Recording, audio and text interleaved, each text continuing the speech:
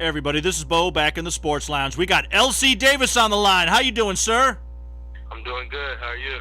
Great. Thank you for asking and to share with us. You've got so much going in your life right now. You've been fighting all over the planet, all over the world, and the first time we ran into you was at the IFL. Things have changed a lot for you. Yeah. I've been getting pretty busy with everything, and just working hard, trying to make it to the top. You know, you had a chance to go out to Japan and fight in there. What's it called, Sengoku, where Ryan had a chance to fight out. Ryan Schultz had a chance to fight out there. How much different was that fighting over there than in the States?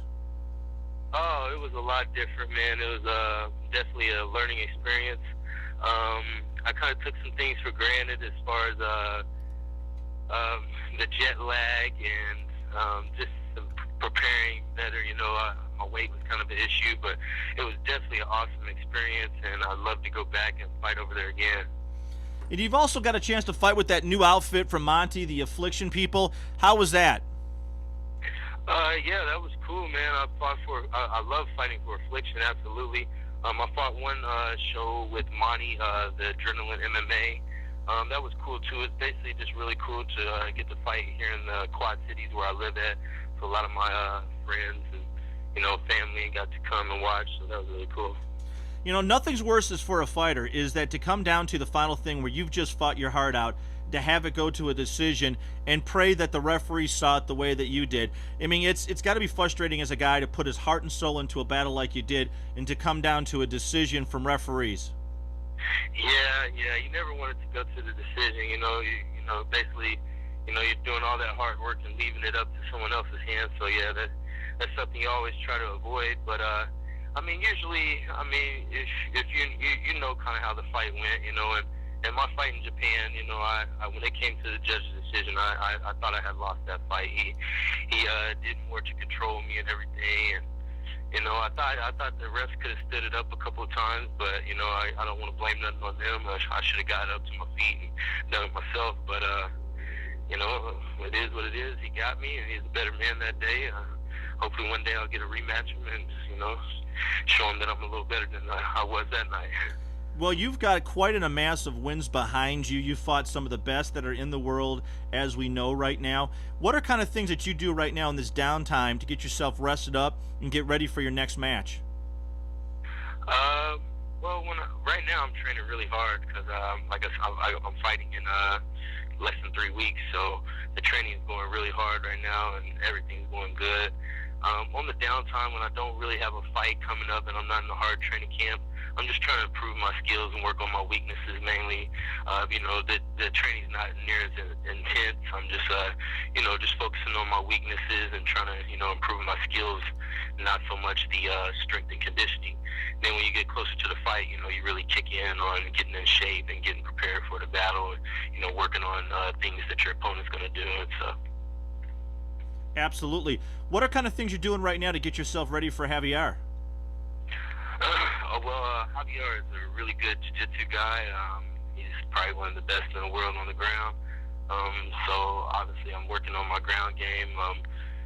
Doing a lot of work off my back because I'm sure he's going to be trying to take me down, and so I'm doing everything I can to get better off my back and working on negating his game. And then I'm working on a lot of takedown defense to shut down his takedowns, and that's mainly the two things I think I need to focus on is being able to get back to my feet when I'm down and stay safe and stuffing his takedowns and hurting them and making them pay for not getting those takedowns.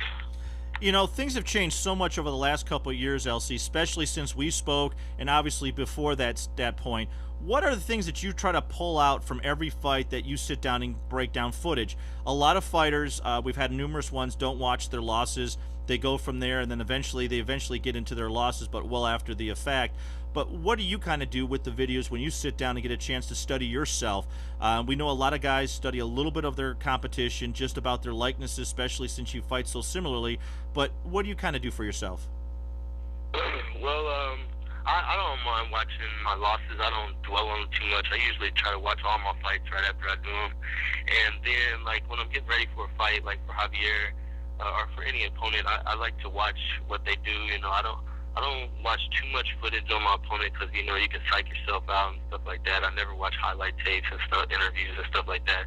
I just try to find a fight where I can see, you know, some of his tendencies and his strengths and weaknesses, and then I just go off of that. You know, I just try to take the things that I see him do over and over, and I try to work on that because, as me and every fighter should, try to improve with every fight. So some guy can watch my tape of my last fight in Japan and think they're gonna, have that LC come, and it's gonna be a completely different LC because every fight since I started, my goal is been to improve with every fight. So I watch a little bit of tape of my opponents, and I'll watch my tape, of my last fight just to see what they're watching, because they're going to look at my tape and then they're going to try to find more weaknesses. So I'll look at that and I'll say, oh, I did this wrong, I did that wrong, let me improve on that so he won't be able to do that to me this time, So.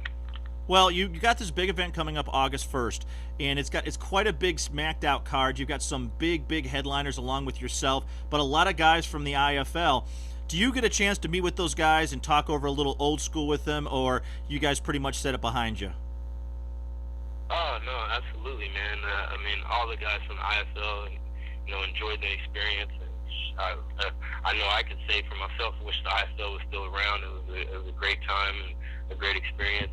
I talked to a few of the guys, definitely all the guys that I fought with the Silverbacks, and I'm good friends with Jay Hiron and Chris Jordecki. So I talked to a few of the guys from the IFL, and it's good to reminisce on the old times. Absolutely, and you know what's interesting too is Dana White, for all he said about you IFL fighters, have really come to bear is that he's depending on the IFL guys now in a lot of the UFC big matches, and especially for cutting weight. We had Rory Markham and Cesnalevich on, and both those guys had to cut a lot of weight for a fight that they end up losing, but it really seems like Dana's really doing a nice job about finally embracing all the IFL fighters. And obviously Monty's a big fan of you all because he's tight with, I think, every single one of you guys. Yeah, I definitely think Dana, he's probably bad-mouthing us when we were in competition, but as soon as the IFL went under, he swooped up and grabbed a lot of the IFL guys with the WC and the UFC. There was a lot of talent in the IFL, man. You got good guys fighting in Affliction, UFC, WC, all over. So, they can, obviously they were, competition at one point, so that's probably where the bad mouthing came. But now that the IFL doesn't exist, it shows that we're good enough to fight anywhere, Absolutely. Well, LC, we're going to say thank you for taking some time out of your schedule. We're going to ask if we can give you a call in 4 weeks, about a week after your fight, and get a chance to have you back on and talk about your experience. Yeah, absolutely. Thanks for having me. LC Davis, he's got Affliction Trilogy coming up August 1st, 2009. He's got a big event against Javier on. Javier's a power jiu-jitsu artist, just like our buddy LC. Thanks a lot, sir. Thanks a lot. Thanks for having me. You're welcome. We are off the air 1 second.